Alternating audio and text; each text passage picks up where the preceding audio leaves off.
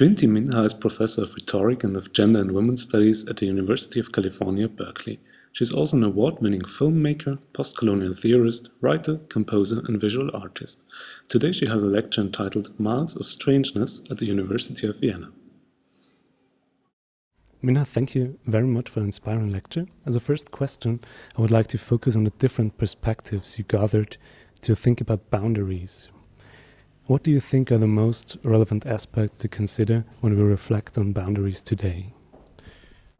You know, the question of boundary, as you know, the latest book that I wrote is very much on what I call the boundary event.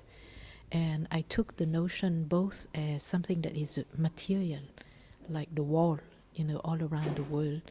You have this wall that is erected when the division between parties, between contexts, between culture, people, and so on, arise. And so that kind of boundary is a boundary in order to divide.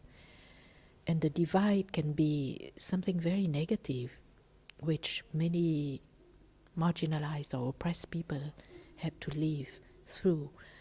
And it is a kind of boundary in which a partition is raised in order to stop people. But we can also bring it to another level and saying that, first of all, even as people reacted, even when walls are raised, the problems are not solved. Very clearly, it's not solved. So people defy the walls, and they said, the higher the wall, the deeper we dig. So you have an economy, you know, of power that erect, you know, this partition in order to cut off. And then you have another movement, which is the question of digging underneath, go deeper and deeper and deeper to undermine the foundation of the wall. So that's one way to look at boundary, which I think is very much relevant to today's situation in the world. And the other way of dealing with boundary is to get out of the realm of the material and to see the boundary as something that could be very immaterial, something that is temporal, and something that has to do with what we call the question of visibility and invisibility related to boundaries. And here I spent some time, you know, on a period of the day that is called twilight, you know, or the time, you know, entre chien et loup, where, you know, a wolf, for example, is taken for a dog, rather, is taken for a wolf.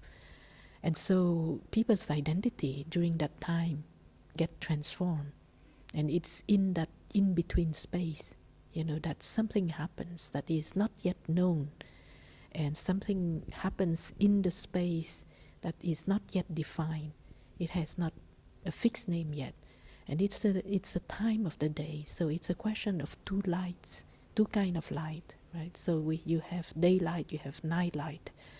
But instead of the opposition between simply day and night, you have something that leads from one kind of light to another kind of light. So this kind of boundary is also very important in one's own path. So you can say, for example, that in life, very often you encounter impasse. It can be political impasse, or it can be a spiritual impasse.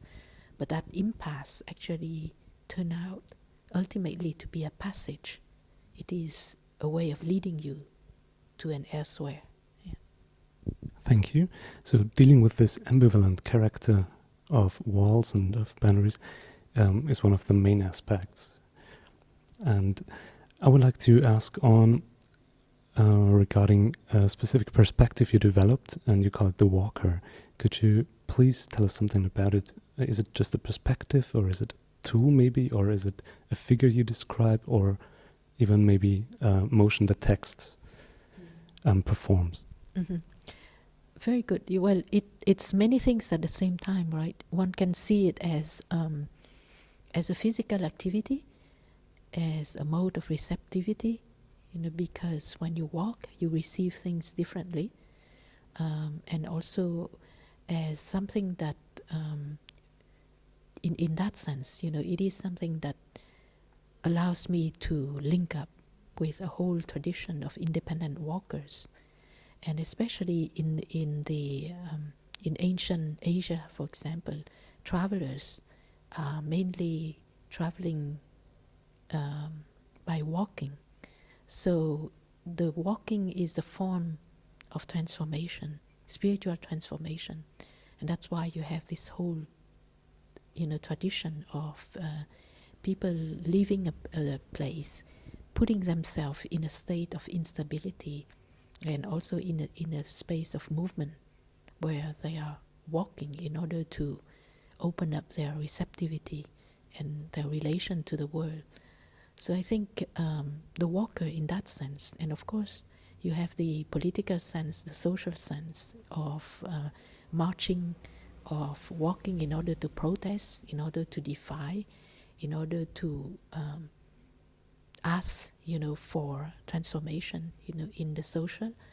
So all of that, bring together something that is very interesting in writing, because you cannot simply write with your mind, with your head, but you also, of course, you write with your fingers, you write with your toes, and it is that kind of movement, that you also inscribe in the writing itself. Thank you very much for your time.